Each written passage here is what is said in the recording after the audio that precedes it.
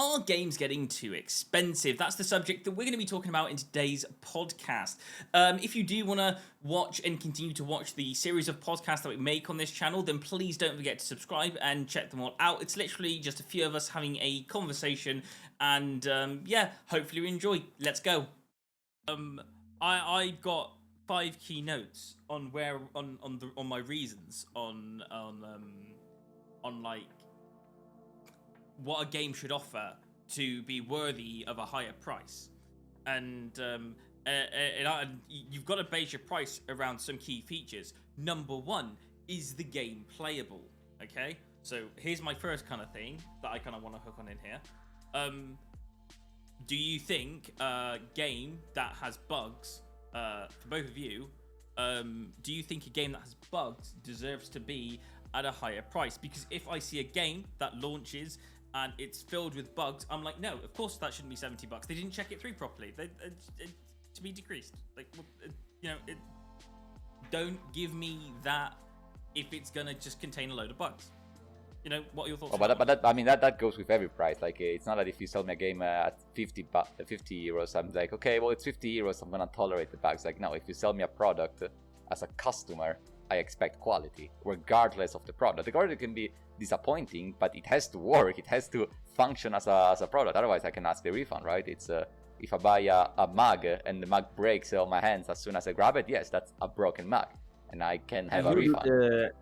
You literally just right now talked and asked about basically the Cyberpunk 2077 situation. I mean, do you guys remember Cyberpunk 2077? It got released on day 1. Absolutely broken.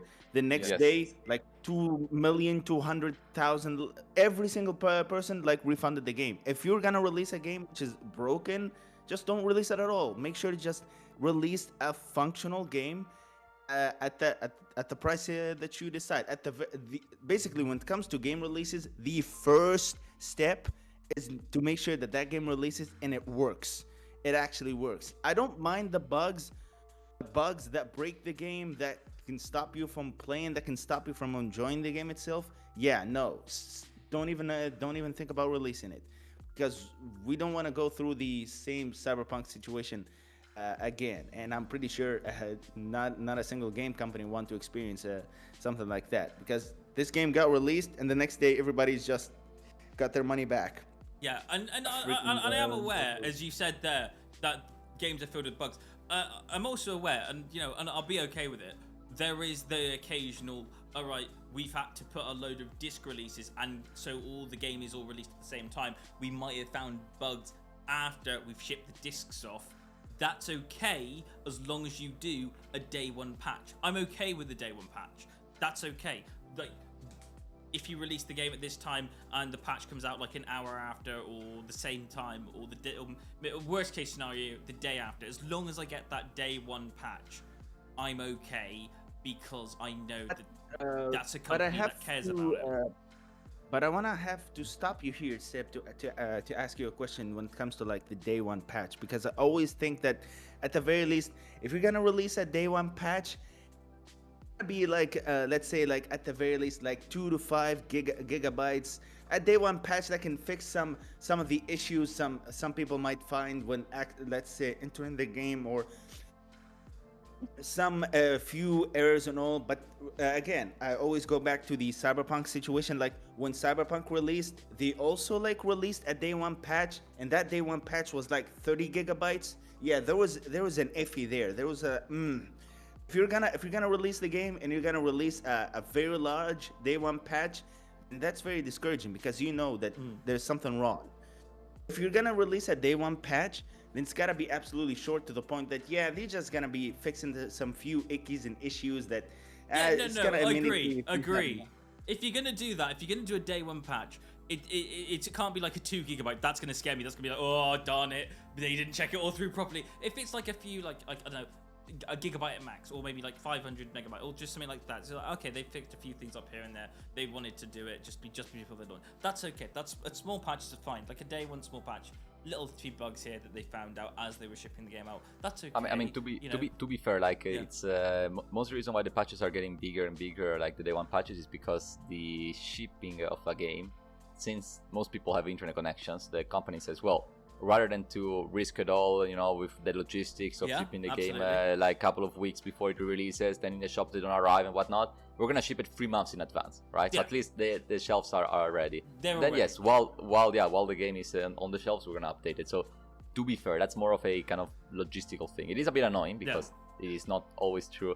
I mean, it's not that we don't have internet connections. It's the problem is that if you try to download something and 20 million people around the world are gonna download the same thing, you're gonna have slow connections regardless.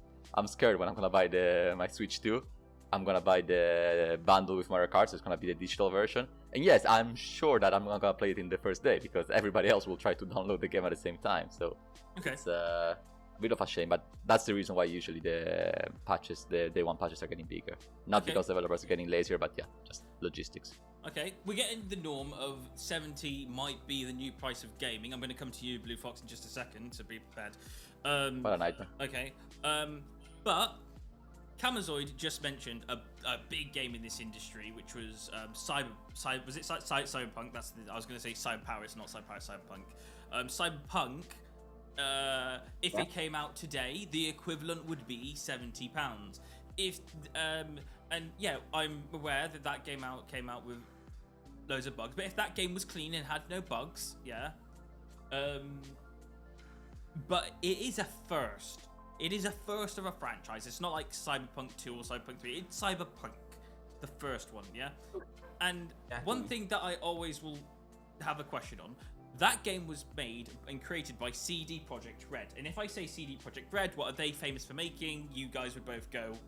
The Witcher, Witcher. Yeah. So you're already a knowledge base of going, okay, these guys have built The Witcher.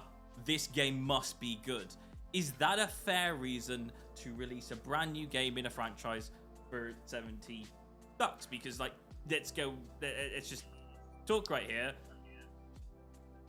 Of course, there is more trust, right? As you said, you say, okay, it's not the Danes. What was that game that had a flop like the day before or something like that? That was a huge scam.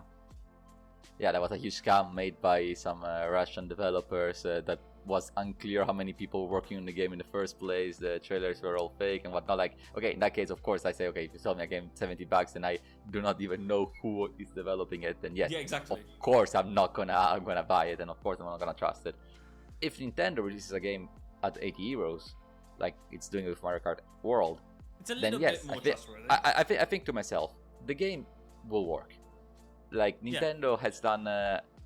I could count the games that were truly flops that Nintendo made. Like out of the 40 years of history, Nintendo truly has made like 4 or 5 flops. Like games that truly flopped. Like all games Nintendo makes, they work. They could be boring, they could be a bit uninspired, but they definitely work from a technical point of view.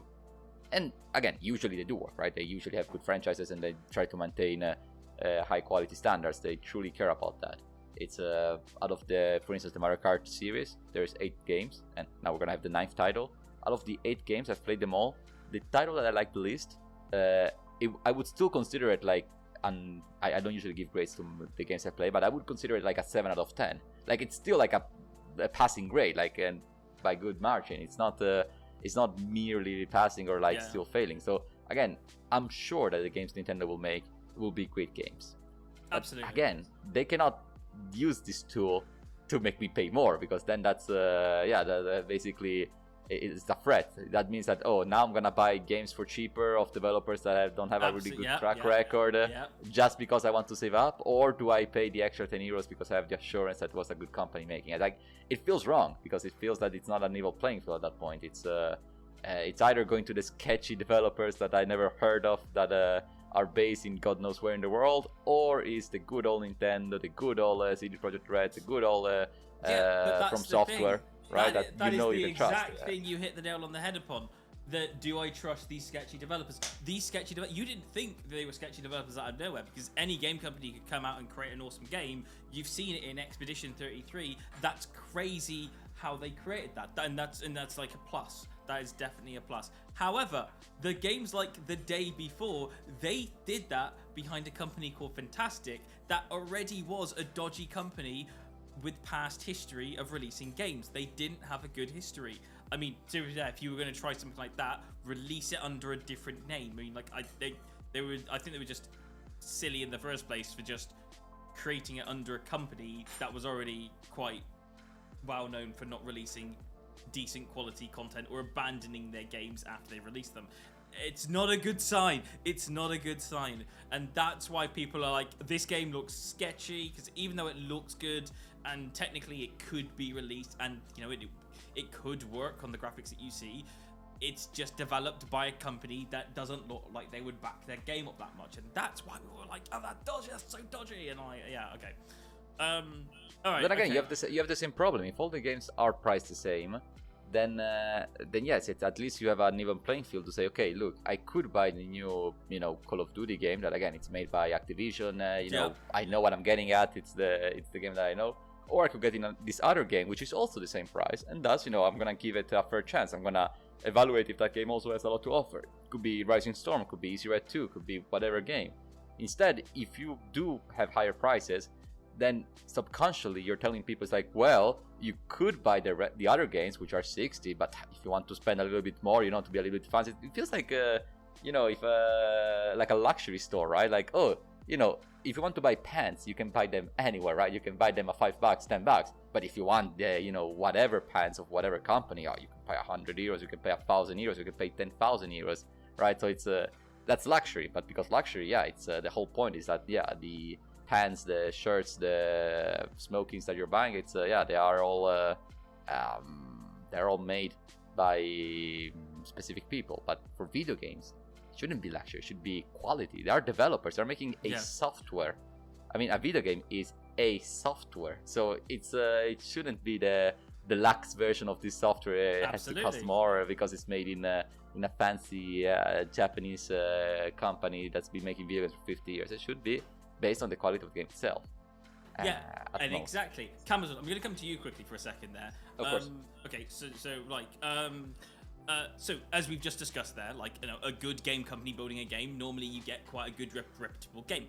If it's a not so good game company creating a game, it might, you know, are we judging it on a thing, you know, all that kind of section. What if it's a well-known game company that's really quite reputable for creating a game, but doesn't actually, and here's the thing, what if it's a reputable game company but they release a game and it just lacks with the bugginess, so you're getting it because you're a fan of the game, but it comes out with a few bugs and it's not as good as the previous. What if it's Payday 3? What if it had a really bad launch? What if the first thing you saw when buying that really expensive pre-launch game, that you went into the menu and it said, we can't connect you to the game. It's an online only and we can't connect you. Okay, then the next few minutes, next 5 minutes, exit the game, ask for my refund, and get back my money and search for something better. First thing that I'll do. Enter the game and it doesn't work, I'm out. I'm done. Even if the trailers were the trailers were insane and I got hooked. If I buy the game and it doesn't work, I'm done. Yeah, I'm taking back my money and I'm switching to something that actually works and actually fun. You know, if I'm not satisfied with paying a lot of money on getting a game, at the very least, I still got a good experience. Like, I'm still not happy with. Again, I keep coming back to this example. I'm still not happy with buying Doom, but still I had a good experience. So that's still like relieved me a bit from the amount of price, because for me, I'm someone who's always careful when it comes to specifically like buying video games. If I'm gonna buy something, I have to know that this is gonna be worth the price. Yeah, just to hold you on that. When you got Doom, was there any connection issues? No. Because could you play it? Could you play it fine with no bugs? Absolutely, no bugs, no issues, just straight in. So there's literally no issues with playing Doom just to get started. The actual experience that you will have when you're on Doom is actually the gameplay itself. That's the only thing that you're really going to judge it on, right? Yes. Yeah. And but not that. The experience, true. The gameplay, and you know, the story that I'm gonna be following. And Doom doesn't focus more on story; it's more about the experience and the gameplay. But at the very least, if you're gonna offer me just a story mode, just a campaign, then it's gotta be long. It's either gonna be long, or you have to give me a reason to keep coming back to this game. Like Doom Eternal, the previous game, I kept coming back to it mainly because of the side content, because of the master levels that always provide me with like a different experience each time I play them, because I strategize on trying something different and all. And they are basically a much more challenging, much more difficult, and completely different way of playing the same level, which is on the campaign. But it has more enemies, it has more strategical encounters with the enemies are actually strategizing how to take. Basically, the developers implemented these types of enemies because they know that you as the player have to develop a strategy in order to defeat this encounter and all. Compare that to Doom the Dark Ages, which is it doesn't have any side content, and even if I'm going to replay the story, I know the enemy placement, I know the strategy that I'm gonna go for that's going to succeed, so there's no way for me to switch. And even if I'm gonna attack specifics, I have some of my issues with Doom the Dark Ages, like the game itself. I'm not gonna go way too deep into it. I do want to say that the core gameplay itself is good, but it's not as fun as the last game for me, because it doesn't push on let's say weapon variety. Like the core concept for Doom is the weapons that you use, but in Doom the Dark Ages, you as the player can choose the weapons that you want to use. It doesn't do as the last game where it pushes you to switch between all the other weapons, because each weapon you use is better for a specific enemy or to take out a specific weak point. Also, you keep switching. But in this new game, basically, it's not boring. There's lots of switching around. There's lots of doing stuff. Yes. Lots of that. Okay. So yeah. you're basically doing stuff. You're thinking. You're moving. But in the newer one, this is what I've did, and yes, it is a good strategy, but it doesn't push for that creativity, you know. Basically, compared to Doom the Eternal and Doom the Dark Ages, you have to push yourself to use the other weapons. But for me, I don't find that push, mainly because I can beat the whole game with just one single weapon.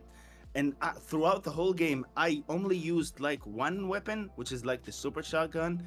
And the other weapons, I just didn't use them at all. Mainly because the shield that you have can literally solve all your problems. And all. So I just used one weapon, and all the other weapons, I just didn't use them at all. Only few other ones, mainly because you have to in order to like take out let's say an enemy shield or some plasma stuff. I don't want to go way too deep into the game. I don't want to like make a full episode on the game specifically, but what I'm trying to say is it feels like they change the mechanics and don't push the player on trying new things, rather than just sticking to what you want to stick with, compared to the previous game where they push you to try this, use this, use that. Did it give an experience? You know, I'm gonna just pass that back over to Blue Fox for a second. I would say that I was gonna ask you a question on it as well, if you don't mind me asking. Of course. Okay, so I was gonna say, so what he set up is the game like switching everything around, like kind of like give you a try between this and that and all of this and that and that's fine, because that's a lot of pushing content, kind of like going to the viewer, this is what the game offers. I remember games like in Sleeping Dogs, where it would try to show you as many mechanics as possible and all that kind of stuff. So I get a lot of that feel when I'm looking at games like that. I'm like going like, okay, this game's trying to. I think that a very good example in this area would be Dishonored, because that's a game that it's also fairly short in the sense of like the campaign is about like 10 hours ish, but that's a game that you could truly play in a lot of different ways. I could boot up the game now and play it as completely different as I did it the first time around, and I would basically have a second game. So at least the games that are brief and are expensive, but again, they don't have to put an open world, they don't have to put billions of quests and billions of collectibles for no reason, but at least they should try to make it so that you can play the game differently in a meaningful way. So in the case of Doom, for instance, I've not played it, so I cannot of course judge it, but in that case, yes, it would have been nice to have a different set to play in a very different gameplay, in a very different style. Like I think of myself the Shadow Warriors, for instance. That's also similar-ish to Doom. The second game, yeah, had both weapons from like the swords and axes and whatnot, but also like shotguns and MSGs and all like the guns. So playing with one type or the other was completely different. So that game, you can say, well, it's basically two games if you play it again, but again in a different manner. So yeah, in this regard, that's a way to alleviate. But yeah, I do want to again highlight the fact that developers don't have to put random content to make it worth it. They have to put meaningful content. And if they want to make a game more expensive, they do have to justify it. They cannot be inflation. It cannot be, oh, the games are getting more expensive. They're not getting more expensive because you hire more developers because you were hoping to make more money, and in turn, to make ends profit, and then now you want to make more profits, and hence you want to increase the price. It's we're not pulling for that. It's we're not. We're not forced, but unfortunately we're forced because the alternatives for video games, it's to play older games. That's the only alternative. Which, to be fair, it's a very valid alternative.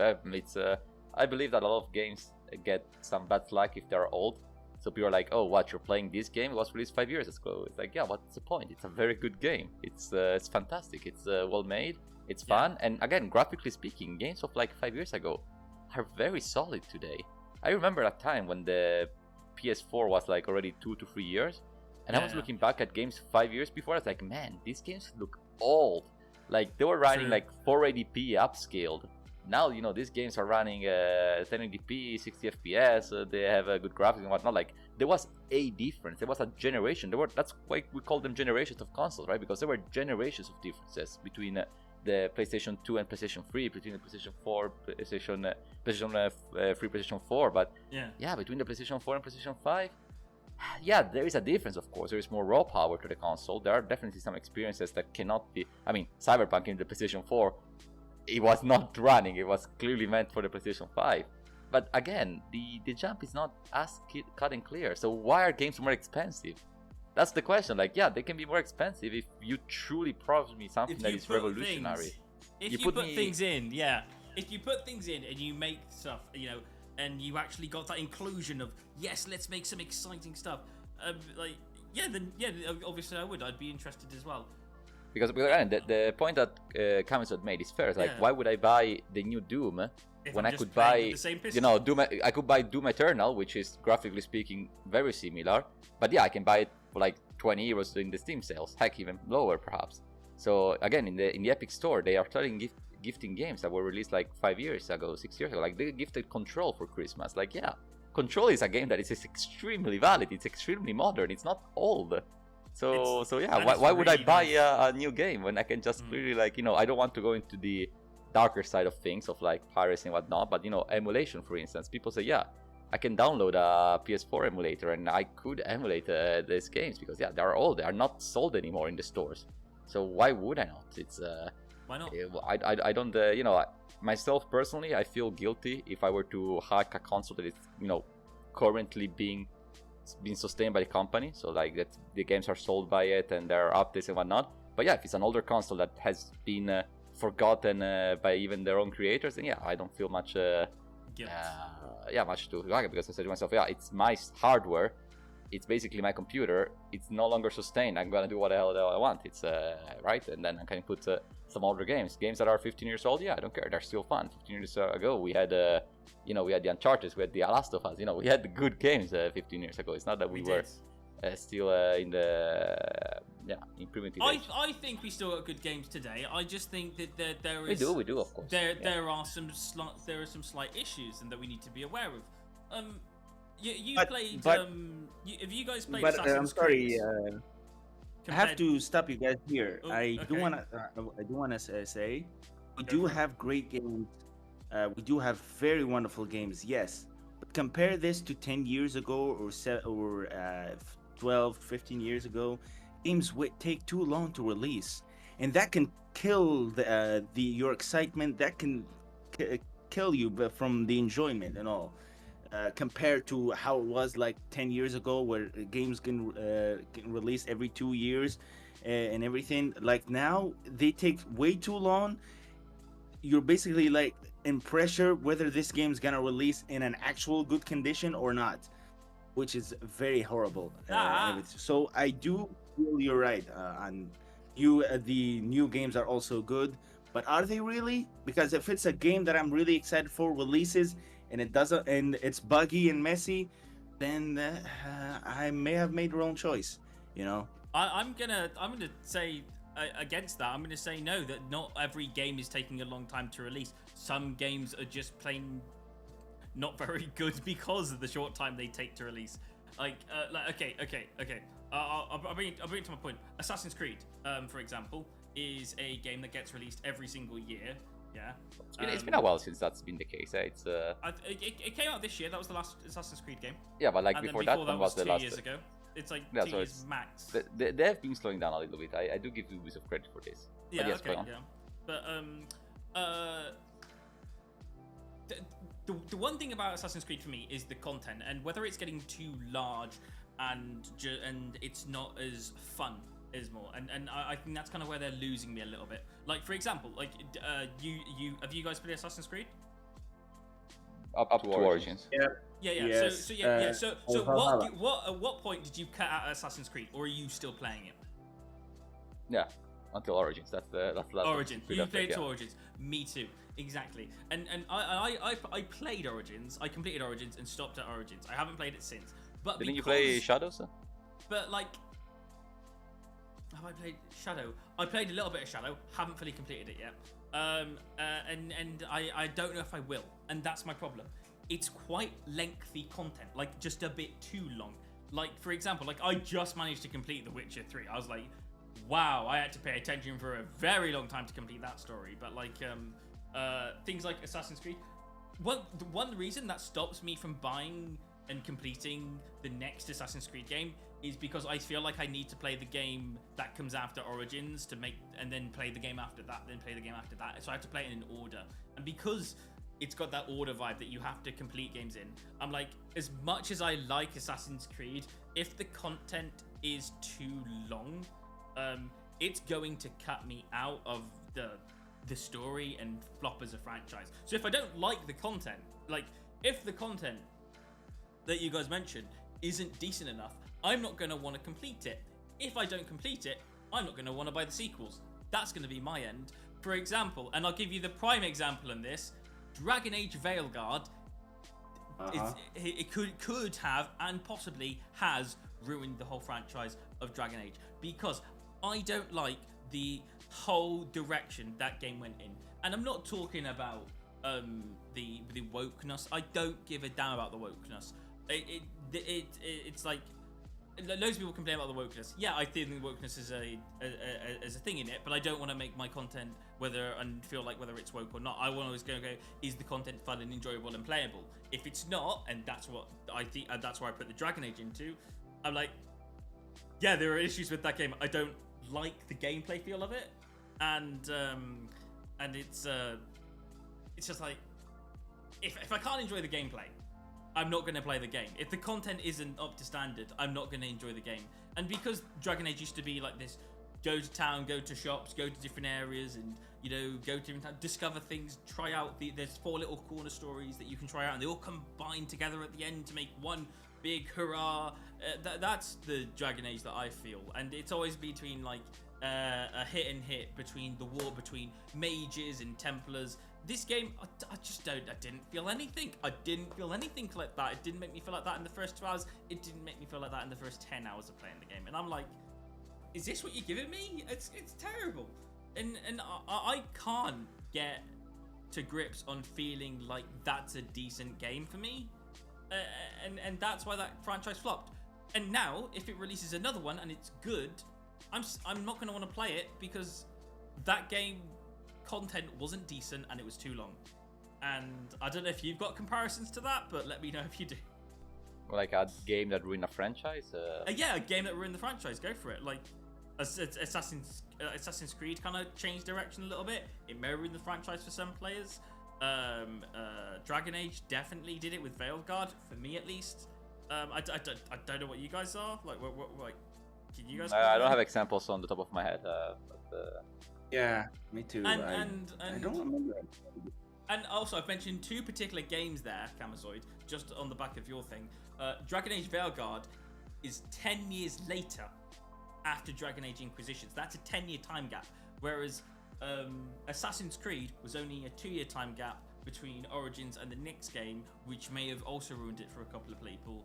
So whether you flanked out on a short time gap or a long time gap, it doesn't matter. If the game gets it wrong, I don't think the creation of a game plays a part. It's how we standard and where we flank that game in our game list. Like, we're like, okay, we're trusting you to make this game, and you can fail us. That's it's my whole gist on things. I don't know on your feel on that. I mean, let's go back to the discussion of the prices of games, right? It's the thing is that if a game is sold a full price, and if the full price is now considered more expensive than before, so it's considered 70 euros rather than 60, then yes, of course, a flop will feel bigger, right? Exactly. Absolutely, because then it's, for instance, when the Assassin's Creed, I remember they released the Mirage game, which I didn't play, but I remember they released that game at $50 because they knew the game was was smaller than the rest. It was not open world. It wasn't with all the quests. It was more, as the older games. It was city based. You had more action packed linear story. And you had the city to explore, but it wasn't like a full-on region like the previous or the next game. And in that regard, yes, if a game like that would have failed, at least people would say, well, it's basically a spin-off because it's only 50 euros rather than 70. True. And then, yes, I'm willing to give the main series a try. But I would say that goes more in the discussion of spin-offs rather than pricing, because you can still sell a spin-off at 70 euros, right? So it's a little bit what ifs discussion, because again, I don't have many examples from my end. I've not played a game of a series that was so bad that I had to stop the entire series. The Yakuza 3 was a bit of a weaker Yakuza game, but still carried on the series. It wasn't as bad as to say, okay, that's it, I will not follow this series no more. But that's the closest I have. I can see where you and I mean, is it an Ampolothy? Is that how you pronounce it? An Ampolothy game series. That's a little bit different. Like, and actually, now I think about it, in that case, okay, this is actually a pretty good example, because in that case, the third, the fourth, and the fifth Yakuza, they were released in a bundle that was 60 euros. So in theory, I paid every individual game $20. So in that sense, even if I did not like Yakuza 3 so much, I said, okay, well, I only spent the $20, so it's not the end of the world, right? I still have the other games to play. But if I would have spent 60 euros at launch for that game, then yes, I would have been a little bit I would have waited a bit to buy the next game. I would have been a bit more hesitant.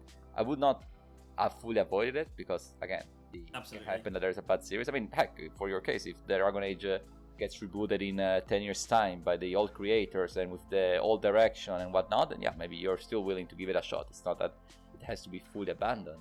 But it's truly like same goes with Mass Effect Andromeda, right? A lot of people after that game, they were like, I don't know, it's the Mass Effect series kind of has died. Stopped, I'm gonna say a really big bad thing right now. I didn't play it either.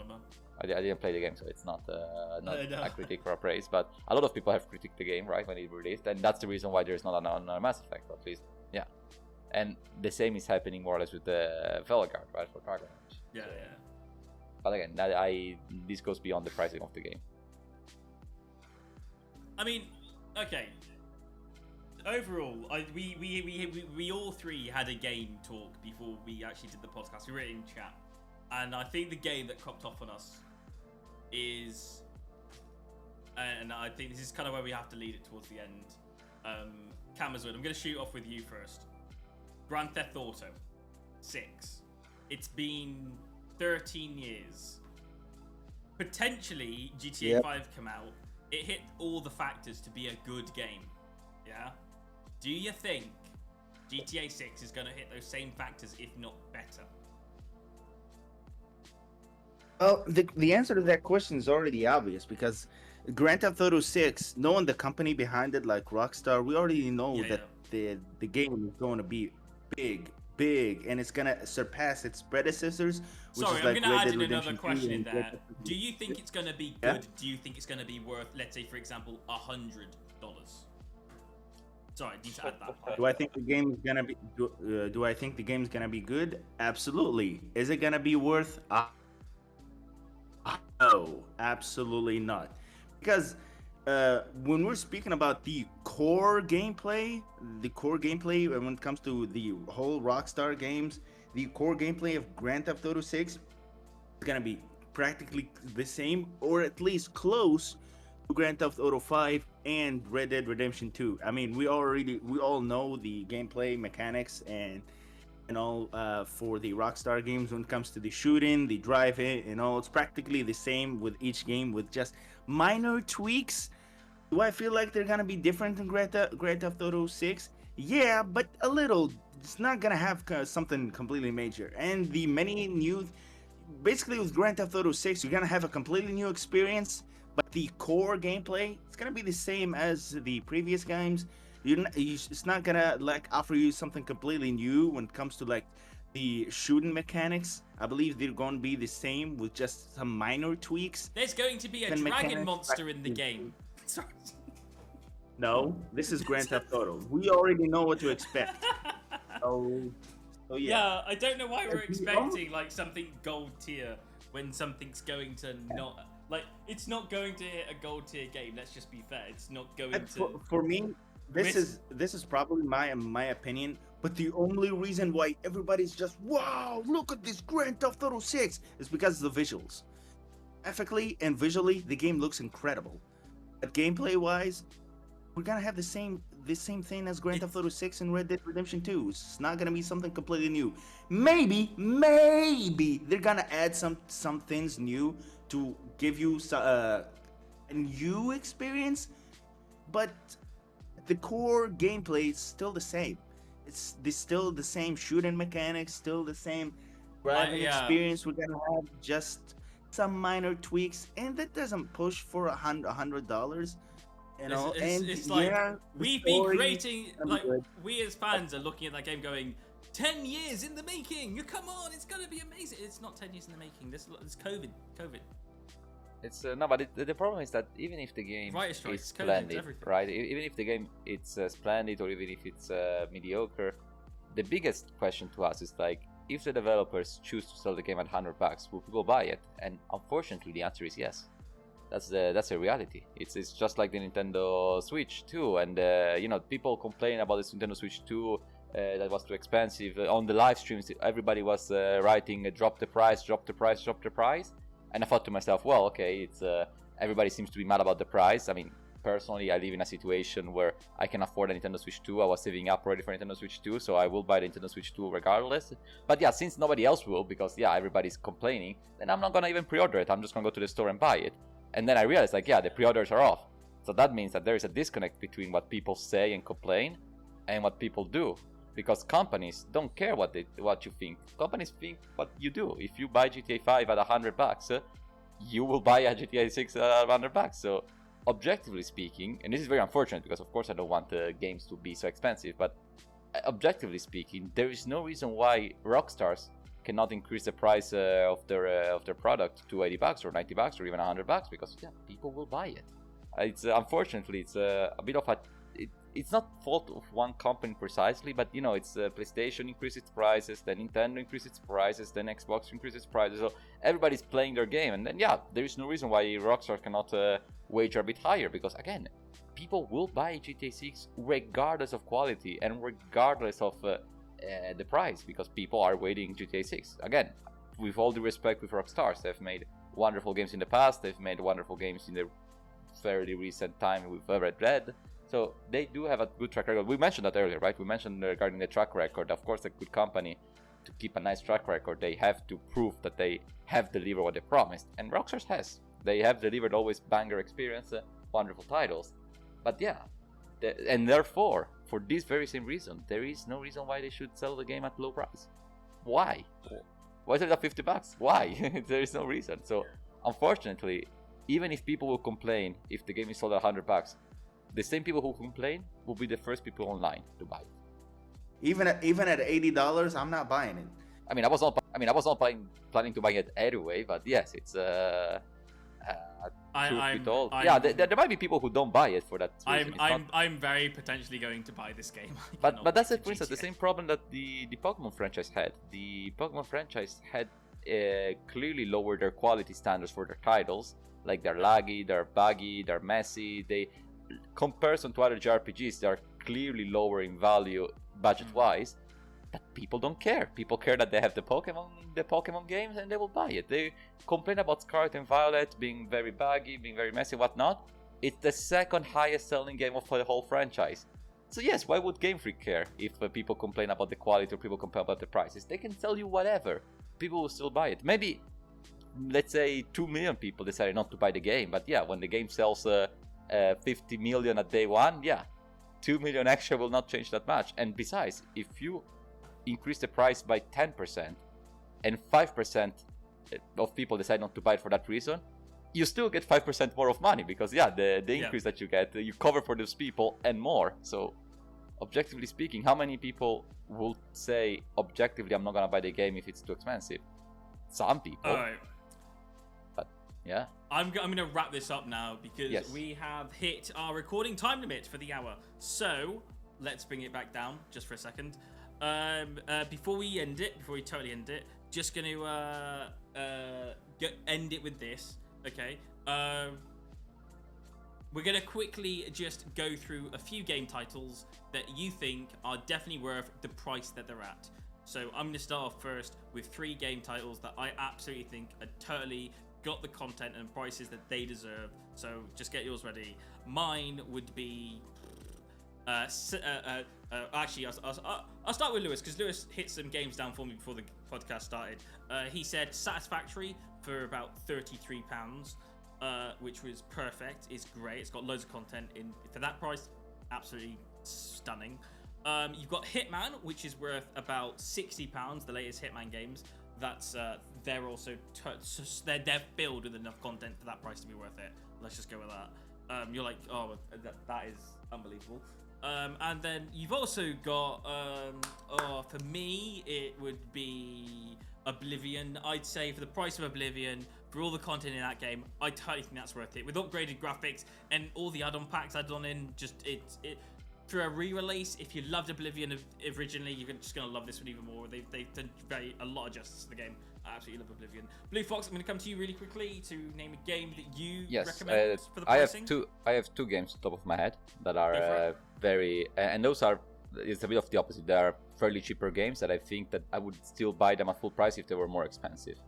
So the first one is Joe Diver's Lone Wolf, which is a game that I think its original price is €10, but during sales times it's always lower, and I bought it for literally €1.50. It was like discounted 80%, and I bought it because I said to myself, well, it's only €1, right? It's a worst case scenario, I've wasted one coffee on this game. Beautiful game, 20 hours adventure. It's a role-playing game, but it's a book. It's basically, it feels like kind of a D&D, but it's a single player one. So it's basically a book where you choose your things of role playing, but then the fights are like actually fought in a, let's say, traditional way of a video game. And it's just a very beautiful story, very interesting, and it's only 20 hours, so it's not even too long. And again, €1.50, truly worth it. At full price, I think it's €10, so it's still very cheap. And the second game is Child of Light, which is an older game from Ubisoft Art, which is like the smaller studio for Ubisoft. And it's again another role-playing game, which is €15, I believe, at current price, but doing sales you find at €5. And it's truly fantastic. It's a very beautiful game. It's 10 hours of length, but it feels like 30 because there's a lot of content, there's a lot of story, there's a lot of enemies, a lot of things to do. And it just, I was surprised when I checked how much I played. I said, wait, only like 12 hours? Really? I've been playing this game for like this whole week, every day, like 5 hours. What's going on? It's so full of content. And instead it was, it lasted me not that much. And that's quite useful actually, because again, going back to the whole idea of games lasting too long, we should play a bit of shorter games that do give us nice experiences. And again, for €15, it's definitely worth the ticket. So, Joe Diver's Lone Wolf and Child of Light. And last but not least, finalising the... I hope you've got the best for last, Kamazoid, because I'm coming to you last. Kamazoid, what is your recommended game for the price that it's at?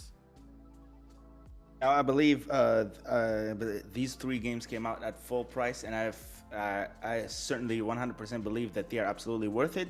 But this is again my opinion because one of these games completely differ on others depending on the kind of stuff Yeah. they like. So the number one is absolutely Final Fantasy VII Rebirth, the second part of the trilogy of the remake and all.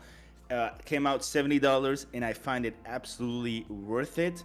The fact that it took me 110 hours in order to finish everything in the game, like, it goes to show on the amount of content, the amount of fun, the experience that I had with the game. The story is so well written, the characters are so much fun and lovable to follow, and their story is just so great, and it feels like you can connect with these characters, so it's so much fun. It pushed me to experience the side content in order to see the kind of connections that you can build with these characters and all. The second game, this one's more of my style, which is Black Myth Wukong, a little bit close to Ooh. this style of Dark Souls, Elden bit Ring and all, different. and it has the same gameplay style to Devil May Cry, maybe even God of War. The atmosphere of that game was so good, following more the Chinese mythology or whatever. I believe following the Journey to the West story with the Monkey King and all, Wukong. First time experiencing something related to the Chinese history and all was really great. The story is written, it's complicated and difficult to understand, but the many cinematics, the many cutscenes, which each one having its own animation, was so wonderful to watch. The gameplay was so simple and yet so challenging because of the amount of bosses that this game had, and the bosses was so much fun, including the secret bosses that is very hard to actually find, but they are so much fun. The content in this game is so much, and it's really well done. It can be difficult to find the secrets, but finding those secrets is so satisfying that lead to secret, incredible bosses well hidden, and they have like a secret final chapter, which is very well hidden. In order to access it, you have to do some stuff, which I like stuff like that when done by video games. And the last one, which is fairly recent, which is, of course, Seb and Blue Fox know that I'm gonna put something like this, which is Obviously. not just not Elden Ring, it's Elden Ring Nightrin, and the only reason why I put this game Saw that on coming. my list Yeah. is basically because I would absolutely pay $40 or $50 with some fun time with the boys, getting absolutely wrecked and beaten by some bosses to just go in again and get beaten again and just laugh it off. An Elden Ring or Dark Souls experience with the boys is just so much fun, which came out worth the price. Don't listen to what the people say. You can't play this game; it's a cash grab. If you have 2 of your friends, an Elden Ring, trap them in a chair, roll them up, give them a controller, I don't know, and play this together. You just I've never laughed so hard, It's never what had so much Camasoid fun. does to his friends. Dying, same boss over and over, and then just replaying again with the same strategy, not evolving, not making any plans, just having a blast. That game is absolutely worth it, in my opinion. Worth the $40. I did not get mad. And I don't want to go into another tantrum and make this the Doom podcast episode, so I'm sorry on that. Yeah, I love it. It was great. Those are some good recommendations from both of you. You went even better than me. Right, okay. There you go. The links for those recommended games will be in the description underneath the official podcast posted at the end of the month. Dun, dun, dun, dun. Until then, we will catch you later. I've been Seb. And thank you I've for been watching. Kamizoid. There we go. I love we both said that at the same time. There you go, anyway. That's Camazoid and Blue Fox. Their channel links will also be in the description under the main video. Thank you so much for watching, and I'll catch you guys later. It's goodbye from me.